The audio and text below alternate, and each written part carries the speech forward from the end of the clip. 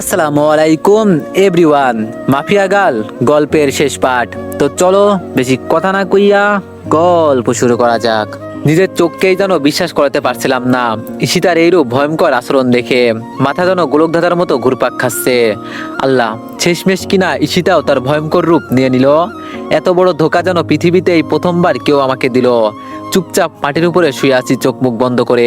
অন্যদিকে পালোমা আর তার দলের ছেলেপিলে মিলে আন্ডারওয়ার্ল্ডের মাফিয়া এবং তার সহপাঠীদের বেধরম মার মারছে। রক্তের নহর কাকে বলে সেটা যেন কেউ ফরেস্টের মাঠে আসলেই বুঝতে পারবে।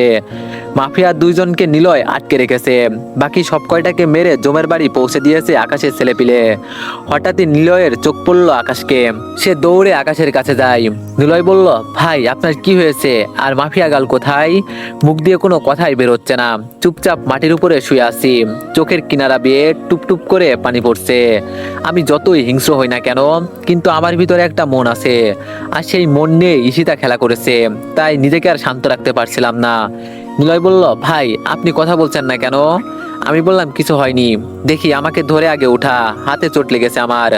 নিলয় আকাশের কথা শুনে তাড়াতাড়ি করে তাকে ধরে ওঠাই। নিলয় বলল, ভাই মাফিয়া গাল কি আপনার কিছু করেছে নাকি? আর তাকেও তো দেখতে পারছি না। তাদের সব কয়টা তো মৃত্যুর চৌকাঠ পেরিয়ে বহু আগেই পৌঁছে গেছে, কিন্তু মাফিয়া গাল কোথায়? আমি বললাম, সে পালিয়ে গেছে। নিলয় বলল, ভাই কি বলেন এইসব? আপনার সামনে থেকে পালালো কি করে? তার তো এখান থেকে পালিয়ে যাওয়ার কোনো স্কোপ ছিল না, চারদিকেই তো আমাদের ছেলেপিলে। আমি বললাম, হ্যাঁ সেটা আমিও জানি যে চারিদিকে আমার ছেলেপিলে, কিন্তু সে তারপরও পালিয়েছে।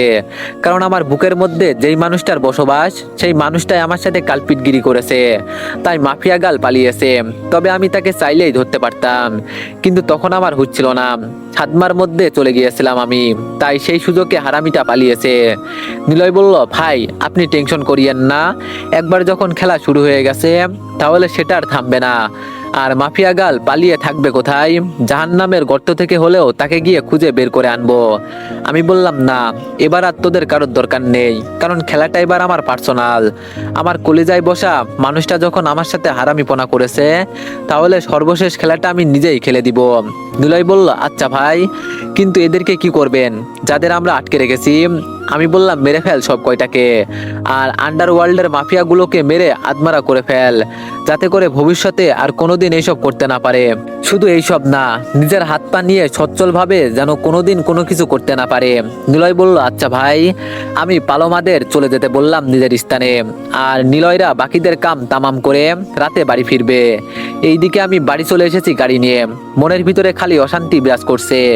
মাফিয়া গাল তাহলে ঠিকই বলেছিল যে আমার জন্য একটা ঝাটকা রেডি করে রেখেছে সে, যেটা আমি মাঠে গেলেই দেখতে পারবো। তবে সত্যি এত বড় ঝাটকার জন্য আমি কখনোই প্রস্তুত ছিলাম না। ভিতরে ভিতরে ঘৃণাও লাগছে যে একে একে দুইবার আমি মানুষ চিনতে ভুল করলাম। এত পাওয়ার, এত ক্ষমতা থাকা সত্ত্বেও যদি আমি মানুষ চিনতে ভুল করি, তাহলে এর চাইতে ঘৃণার আর কি হতে পারে? ঘৃণার সাথে সাথে যেন ভিতরে আগুনও জ্বলছিল। মাফিয়া গাল আর ঋষিতা, এবার আর তোদের আমি ছাড়বো না। কুকুরের মৃত্যু কাকে বলে সেটা তোরা দেখতে পারবি। আজ তোরা শান্ত পশুটাকে পুরোপুরি অশান্ত করে দিয়েছিস। অনেক্স হচ্ছে সবচেয়ে বিশ্বস্ত বুকমেকার, যা পিএইচডি এবং সিরিয়া অ্যাপের অফিসিয়াল পার্টনার। আর আপনারা তো জানেন ফিফা ওয়ার্ল্ড কাপ শুরু হয়ে গিয়েছে, আর এটাই হতে পারে সবচেয়ে বড় সুযোগ আপনার প্রিয় দলকে সমর্থন করার।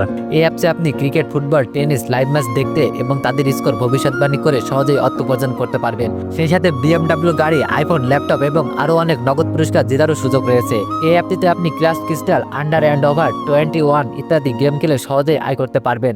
আপনি বিকাশ, নগদ, রকেট, ব্যাংক, ক্রিপ্টো, পেপাল এবং অন্যান্য সহজ পদ্ধতির মাধ্যমে সহজেই আপনার জেতা টাকা তুলতে পারবেন। এখানে আপনি 24 ঘন্টা 7 দিন গ্রাহক সহায়তা পাবেন। তাই এখনই গুগলে অনেক সার্চ করে প্রথম ওয়েবসাইটে গিয়ে রেজিস্ট্রেশন করুন। আর হ্যাঁ, রেজিস্ট্রেশনের সময় আমার প্রোমো কোড VOTO7 ব্যবহার করে প্রথমবার ডিপোজিটে 20,000 টাকা পর্যন্ত পান। এইসব নিয়ে ভাবছিলাম, ঠিক সেই সময়ই আন্ডারওয়ার্ল্ডের সবচাইতে বড় মাফিয়ার ফোন আসে। আগুন, তুই ক্লাইমার আর ফ্ল্যাটিনকে আটক করেছিস কেন? আমি বললাম ওরা আমার ক্ষতি করতে চেয়েছে তাই আটক করেছিস। তিনি বললেন নিজের ভালো চাস তো ওদের ছেড়ে দে। মেজাজ এমনি খারাপ, এটা শুনে আরো খারাপ হয়ে গেল। আব্বে কুত্তে কি औलाद जो उखड़ना है उखड़ ले, वो लोग तो मर गया, साथ में तू भी मरेगी, कुछ बोलने के लिए आएगे तो साला गिरगिट की औलाद বলে মুখের উপর ফোনটা রেখে দিলাম। ভিতরে দাউ দাউ করে আগুন জ্বলছিল, সারা শরীর যেন থরথর করে কাঁপছে। নিজের কন্ডিশন দেখে বুঝতে বাকি রইল না যে আমার রক্তের নেশা উঠেছে। এই শরীর মাফিয়া গাল আর প্রতারক ঈশিতার রক্ত খাওয়া ছাড়া শান্ত হবে না। খোদার কসম 24 ঘন্টার মধ্যে মাফিয়া গাল তো শরীরের সমস্ত রক্ত আমি চুষে খাবো, সাথে ভালোবাসার নামে ছলনাময়ী প্রতারকটাও। রেডি থাক তোরা। ভিতরে এতটাই আগুন জ্বলছিল যে তৎক্ষণাৎ ঘর থেকে বের হয়ে গেলাম মাফিয়া গালের খোঁজ করতে। সমস্ত অলিগলি রাস্তাঘাট খোঁজ করা শেষ, কিন্তু মাফিয়া গালের কোনো হদিশই পেলাম না। এভাবেই সারা রাত পার করে দিলাম। সকালবেলা বাড়ি ফিরে এসেছি ক্লান্ত অবস্থায়। তাদের দুটোর একটাকেও খুঁজে পাইনি। হারামিগুলো কোন গর্তে গিয়ে লুকিয়েছে কে জানে। তবে যেখানেই যাই এবার পাক্কা তোরা মরবি। শরীর যেন পুরো ছেড়ে দিয়েছে। তার উপর গতকাল রাতে কিছুই খাইনি, না আগে কিছু খেয়ে নি। ফ্রিজ থেকে নাস্তা বের করে গরম করলাম, আগে খেয়ে নি পরে আবার কাজে নামবো। নাস্তা সামনে নিয়ে যেই না লোকমা দিব তখনই আবার ফোনটা বেজে উঠলো। নাস্তা রেখে ফোনটা রিসিভ করলাম। আগুন ভাই, আমি আর্মির সিনিয়র কমান্ডার বলতেছি। আমি বললাম হ্যাঁ স্যার বলুন। স্যার বলল ভাই গতকাল নাকি আন্ডারওয়ার্ল্ডের দুজনকে আমাদের দেশের কারাদানি মেরেছে, তাই আন্ডারওয়ার্ল্ড থেকে বিশাল একটা ফোর্স দেশে পাঠিয়েছে যাতে করে আমাদের পুরো দেশকে বরবাদ করতে পারে। আমি বললাম স্যার আমি মেরেছি তাদের, আর আপনি কোনো টেনশন করিয়েন না, যত বড় মাফিয়া হবে হোক আমি সব কয়টাকে দেখে নিব, আপনি নিশ্চিন্তে থাকেন। আজ রাতের আগেই সব কয়টার খেল খতম। স্যার বলল ওকে ভাই। আর্মির অফিসারের সাথে কথা শেষ করে নিলয়কে ফোন দিলাম। নিলয় বলল হ্যাঁ ভাই বলেন। আমি বললাম আমি কি বলি সেটা আগে মন দিয়ে শোন। আন্ডারওয়ার্ল্ডের হাসনাদ যে সবচাইতে খাতারনাক মাফিয়া, সে নাকি দেশে লোকজন পাঠিয়েছে আমাদেরকে মারার জন্য আর দেশকে বরবাদ করার জন্য। তো কি করতে হবে বুঝেছিস তো? নিলয় বলল হ্যাঁ ভাই আমি বুঝে গেছি, আমি পালামাদের নিয়ে ওদের কাম তামাম করব। আজ মাগরিবের আগেই সব কয়টার লাশ পড়বে, আর আপনি আপনার মতো নিশ্চিন্তে কাজ করে যান। আমি বললাম হ্যাঁ আমার মিশন খালি একটাই, সেটা হলো মাফিয়া গাল আর আমার কলিজায় জায়গা করে নেওয়া রক্ত চুষাটার। নিলয় বলল আচ্ছা ভাই। তারপর কথা শেষ করে নাস্তা করে নিলাম। পরে আবারও খোঁজে বের হয়ে গেলাম হায়না দুটোর। কিন্তু গতকাল তো সব জায়গায় খোঁজ করেছি, কিন্তু তাদের হদিশই পেলাম না। কোথায় গিয়ে লুকিয়েছে তারা কে জানে। তাদের খোঁজ এখন কোথা থেকে বের করব আমি? মাথায় যেন কিছুই কাজ করছে না। হঠাৎই মাথায় এলো ঈশিতার আম্মুর কথা। হ্যাঁ তিনাকে ফোন দিলে হয়তো কিছু একটা জানা যাবে। সাথে সাথে ফোন লাগালাম। আন্টি বলল হ্যাঁ বাবা বলো। আমি বললাম আন্টি ঈশিতা কোথায়? আন্টি বলল কেন সে তো শহরে, তুমি না তাকে শহরে নিয়ে গেলে? আমি বললাম নিয়ে এসেছি ঠিক, কিন্তু সে যে এত বড় গিরগিট সেটা আপনি লোকালেন কেন? আন্টি বলল মানে কি বলছো বাবা তুমি এইসব? আমি বললাম সত্যি করে বলেন ঈশিতাকে। আন্টি বলল বাবা তোমার মাথা কি সত্যি খারাপ হয়ে গেল নাকি? ঈশিতা কে মানে? সে আমার মেয়ে আর তোমার বউ হবে কিছুদিন পর। আমি বললাম আমার বউ না, তাকে মেরে আমি রক্ত পান করব এ কথা বলে দিলাম। আপনি সত্যি বলেছিলেন যে দূষিত শহরটা আপনার মেয়েকে কেড়ে নিবে, এখন সেটাই হবে। আপনার মেয়ে আমার হাতেই মারা পড়বে। জমের বাড়ি পৌঁছে দিব ঈশিতাকে আমি। রাখলাম ফোন। তারপর ধুম করে ফোনটা কেটে দিলাম। কামিনার বাচ্চা, আমার সাথে ধোকাদারি তোর 12টা যদি আমি না বাজিয়েছি। তারপর আবারও লেগে গেলাম ঈশিতার খোঁজে, কিন্তু কোনো মতেই তাকে খুঁজে পেলাম না। মাগরিব হতে চলল, তাই নিরাশ হয়ে বাসায় ফিরে আসলাম। 24 ঘন্টা হতে আর কয়েকটা ঘন্টা বাকি মাত্র। এমন কোনো জায়গা নেই যে ঈশিতাকে খুঁজিনি আমি, কিন্তু সে পুরো হাওয়া হয়ে গিয়েছে একদম। মাথায় যেন কোনো কিছুই কাজ করছিল না। কপালে হাত দিয়ে সোফার উপর বসে আছি। ঠিক সেই সময় অচেনা একটা নাম্বার থেকে ফোন আসলো। হ্যালো কে বলছেন? আমি ঈশিতা। আমি বললাম বেঈমানের বাচ্চা কোথায় তুই? তুই আমার সাথে এত বড় গেমটা কি করে খেললি? আর মাফিয়া গাল কোথায়? ঈশিতা বলল আকাশ ভালো করে কথা বলো, আর মাফিয়া গালের খেল খতম। আমি বললাম মানে কি? ঈশিতা বলল মানে হলো মাফিয়া গাল শেষ। আমি বললাম তাহলে তুমি কে? আমি বললাম ধরে নাও মাফিয়া গালের থেকেও ভয়ঙ্কর কোনো হায়না আমি। ঈশিতার কথা শুনে ভিতরটা মোচড় দিয়ে উঠল। তুই যেই হবি না কেন বেঈমানের বাচ্চা, মরণটা তোর আমার হাতেই লেখা আছে। ঈশিতা বলল আকাশ না জেনে এতটা হাইপার হইও না, আমি কোনো বেঈমানের বাচ্চা নই। এখন হয়তো রাগের মাথায় আমায় মারতে চাইছো, কিন্তু এর পেছনে সত্য জানলে হয়তো তুমি নিজেই আমাকে বুকে টেনে নিবে। আমি বললাম কিসের সত্য? ঈশিতা বলল, তাহলে শোনো, আমি মাফিয়া গালকে বাঁচিয়েছি এজন্যই যাতে করে তার সাথে আমি বোঝাপড়া করতে পারি। আমি বললাম, কিসের বোঝাপড়া আর কিসের সম্পর্ক তার সাথে তোমার, যার জন্য তুমি আমার পিঠ পিছে ছুরি মারলে? ঈশিতা বলল, আকাশ প্লিজ শান্ত হও, আগে আমার পুরো কথাটা শোনো, তারপর না হয় যা করার করিও আমার সাথে। আকাশ, আমি সরি তোমার কাছে যে আমি তোমার পিঠ পিছনে ছুরি মেরেছি, কিন্তু বিশ্বাস করো আমার মাঝে এতটাই হিংস্রতা জন্ম নিয়েছিল যা তোমাকে বোঝাতে পারবো না। আমি বললাম, ঈশিতা কিসের এত হিংস্রতা তোমার মাঝে? ঈশিতা বলল, আকাশ তুমি জানো না, মাফিয়া গালকে আমি আমার সমস্ত ডিটেলস দিয়েছিলাম, কারণ সে একদিন আমার কাছে আসে, তারপর সে আমার কাছে সাহায্য চায় যে আমার সম্পর্কে বিস্তারিত বললে সে আমার ভাইয়ের মৃত্যুর প্রতিশোধ নিবে, আর তারও কাজ হয়ে যাবে, আগুনের সাথে দেখা পেয়ে যাবে সে আমার ক্যারেক্টারের ধারণা করে। এইদিকে আমিও আমার ভাইয়ের প্রতিশোধ নিতে পারবো। কিন্তু আমি তাকে জিজ্ঞেস করি যে আমার নাম কেন সে ব্যবহার করতে চায়, তখন সে আমায় বলে আগুন নাকি আমাদের কলেজেই পড়তো, আর তাছাড়া তার জীবনের একটাই লক্ষ্য যে সে আগুনের সাথে দেখা করবে। তাই আমিও আর না করি না, তাকে সমস্ত তথ্য দিয়ে দিই। কিন্তু পরে জানতে পারলাম সে আমার নাম ব্যবহার করে আগুনকে মারতে চায়। তখনই মাথার টনক নড়ে উঠলো, কিন্তু তাও আমি তাকে কিছু বলিনি, কারণ সে আমার নামটাই ব্যবহার করেছে আর আমার ছদ্মবেশ নিয়ে আগুনকে মারতে চেয়েছে। কিন্তু সেই দিন তুমি যখন আমার বাসায় গিয়ে নিজের আসল পরিচয় দিলে, তখন যেন মাথার রক্ত উঠে যায়। সে আমার কলিজাকে মারতে চেয়েছিল, যে কিনা আমার জীবনের সাথী। তখনই ভিতরে ভিতরে সিদ্ধান্ত নিয়ে নিই আমি যে মাফিয়া গাল তোমার কিছু করার আগে আমি তাকে মেরে ফেলবো। তবে যদিও আমি জানতাম যে তোমার কিছু সে করতে পারবে না, কিন্তু তবুও সে আমার কলিজার দিকে নজর দিয়েছে। তাকে শেষ না করে কিভাবে শান্ত থাকি আমি? তাই তার খোঁজ করতে থাকি, পরক্ষণই তার খোঁজ পেয়ে যাই। কিন্তু পরে এসে দেখি সে তোমার সাথে দাঙ্গা লাগিয়ে দিয়েছে। আমি জানি যে তুমি তার যা ইচ্ছা তাই করতে পারো, কিন্তু আমার মনের আক্ষেপ তো আমি মিটাবই। তাই আমি তাকে সেখান থেকে তুলে নিয়ে আসি আর আমার ক্ষোভ আমি পূরণ করি। ঈশিতার কথা শুনে চোখ জোড়া যেন কপালে উঠে গেল আমার। হায় আল্লাহ, ঈশিতা এটা কি বলছে? ঈশিতার ভিতরে ভিতরে এত কিছু চলছিল, অথচ আমি জানি না ঈশিতা মাফিয়া গাল কই এখন। ঈশিতা বলল, তাকে মেরে আমি আত্মরা করে রেখেছি, আমার ক্ষোভ আমি উঠিয়ে নিয়েছি, এবার তোমার যা ইচ্ছা হয় করো এসে। আমি বললাম, কোথায় আছো তুমি এখন? ঈশিতা বলল, আমার ক্লাসমেটের ফ্ল্যাটে। আমি বললাম, আচ্ছা আমি আসছি। তাড়াতাড়ি ফোন রেখে দিয়ে ঈশিতার ক্লাসমেটের ফ্ল্যাটে চলে গেলাম। সেখানে গিয়ে দেখি ঈশিতা ফ্ল্যাটের দরজার সামনে দাঁড়িয়ে আছে। সে আমাকে দেখে মাথা নিচু করে রেখেছে, ইচ্ছে করছে ঠাসিয়ে দুটা থাপ্পড় লাগিয়ে দিতে, কিন্তু নিজেকে সংযত করে রাখলাম। আর তাছাড়া সে ভয়ে নিজেকে গুটিয়ে রেখেছে, তাই আর কিছুই বললাম না। ঈশিতা মাফিয়া গাল কোথায়? ঈশিতা বলল, ভিতরের রুমে বেঁধে রেখেছি।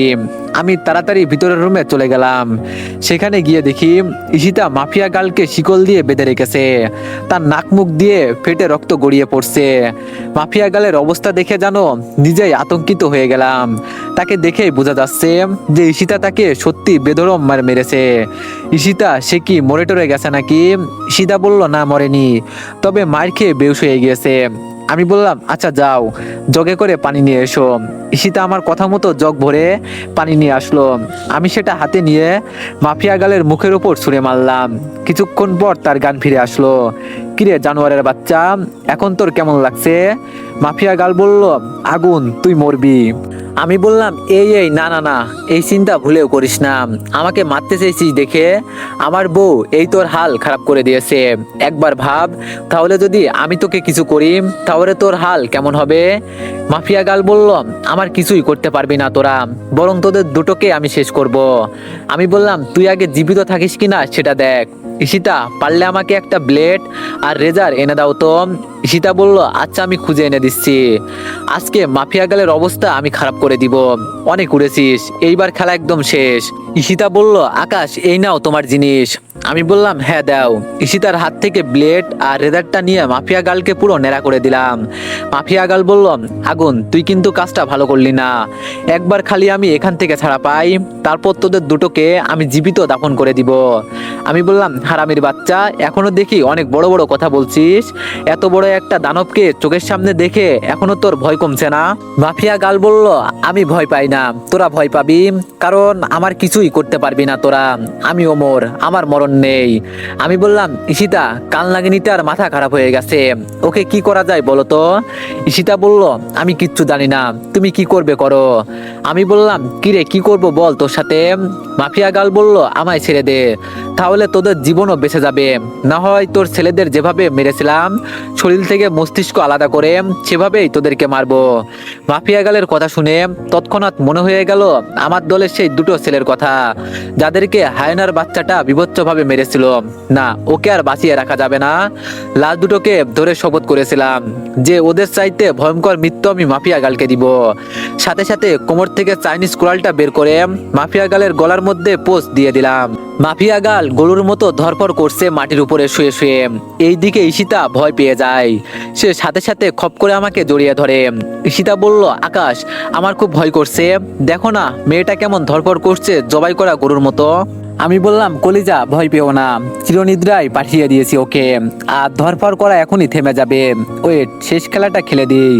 তারপর কোমরের আশেপাশে থেকে ম্যাচিংটা বের করে হাতে নিলাম, তারপর সেটা খুলে সব কয়টা গুলির বুলেট মাফিয়া গালের মুখের মধ্যে ঢুকিয়ে দিলাম। সে মিনিটের মধ্যেই সেখানেই দম ছেড়ে দিল। কেমন যেন ভয়ানক দৃষ্টিতে তাকিয়ে আছে মাফিয়া গালের লাশ আমার দিকে। তবে কেমন যেন খারাপ লাগছে নিজের ভিতরে। এই জীবনের প্রথম কোনো মেয়েকে মেরেছি আমি, কিন্তু এছাড়া কিছুই করার ছিল না আমার কাছে। তারপর মাফিয়া গালের চোখ দুটো নিজের হাতে দিয়ে বন্ধ করে দিলাম। মাফিয়া গাল, ভালো থাকিস পরপারে। ঈশিতা বলল, আকাশ প্লিজ এখান থেকে চলো, আমার খুব ভয় করছে। আমি বললাম, হ্যাঁ যাব, তার আগে নিলয়কে ফোন করে বলে দিই। সাথে সাথে নিলয়কে ফোন দিলাম। নিলয়, কি অবস্থা ওই দিকের? নিলয় বলল, ভাই সব কয়টা শেষ, এক একটাকে কুপিয়ে কুপিয়ে মেরেছি। আমি বললাম, হ্যাঁ ভালো করেছিস। আচ্ছা শোন, এইদিকে মাফিয়া গালের খেল খতম, তোরা এসে তার লাশটাকে চৌরাস্তার মোড়ে ব্যানারে লটকে রেখে দিয়াই, সাথে একটা কাগজ লিখে গলায় ঝুলিয়ে দিস যে এই ভয়ানক মৃত্যু আমার পাপের কারণে হয়েছে। তোমরা কেউ আর দ্বিতীয়বার আমার মতো ভুল করো না। নিলয় বলল, আচ্ছা ভাই। নিলয়ের সাথে কথা বলে ঈশিতাকে নিয়ে সোজা আমার বাসায় চলে আসলাম। ঈশিতা এখনো ভয়ে চুপচে আসে। বাসায় এনে ঈশিতার গালে ঠাস ঠাস করে 2টা থাপ্পড় বসিয়ে দিলাম।